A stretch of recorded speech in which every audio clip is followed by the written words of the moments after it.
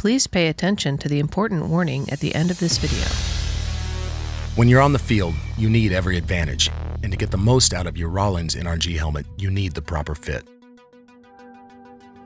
Using a cloth tape measure, measure approximately 1 inch above the eyebrows around the widest area of the player's head. From that circumference, select the appropriate size range. Since every player's head is uniquely shaped, the Quantum helmet size chart is a reference guide only, suggesting a great starting point. Player feedback and proper inspection is critical to determining the final appropriate size. All helmets are clearly marked with a size sticker on the back of the helmet shell. Double check that the proper size has been selected. When putting on the helmet, grip it with index fingers in ear holes and thumbs hooked over the bottom edge nearest pads. Pull helmet down overhead, making sure the player feels the top of the helmet crown on the top of his head.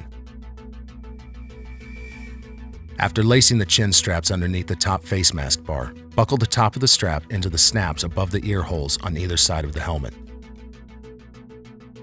With the chin cup centered on the player's chin, adjust the buckles on the straps so that the straps are of equal length on either side of the helmet. The chin cup should be firmly fitted to the chin and the helmet should feel snug, yet comfortable.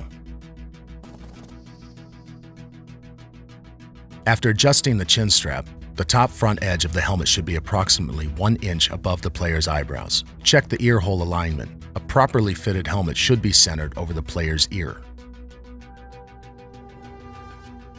After initial fitting and chin strap fastening, if the gap between the eyebrows and front edge is too low on the forehead or not centered properly over the ear holes, minor fit adjustments can be made by inflating or deflating the C3 crown comfort liner. Using the air pump, insert the needle into the inflation valve port located on top of the Rawlings Quantum helmet. Pump the bulb 1 to 3 times to insert air. After each pump, check the forehead spacing and ear hole alignment and ask the player for feedback regarding comfort. The fit should be snug but comfortable.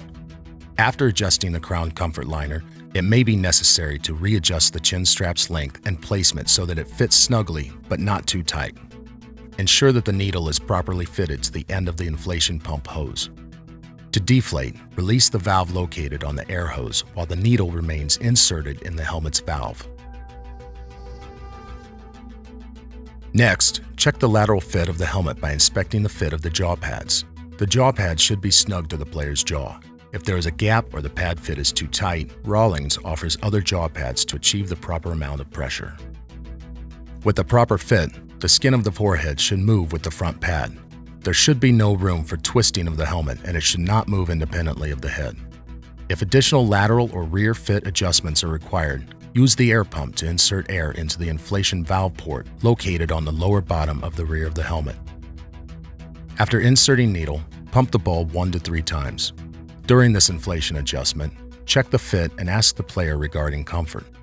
If after adjustment the helmet moves too easily from side to side, try the next smallest helmet size.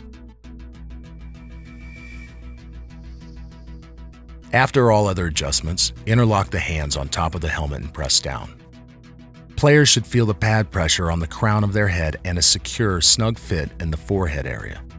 If the player feels excessive pressure or discomfort upon their forehead, check the inflation of the lateral rear C3 inflation liner. If there's discomfort without inflation adjustment to this liner, the next larger helmet size may be needed.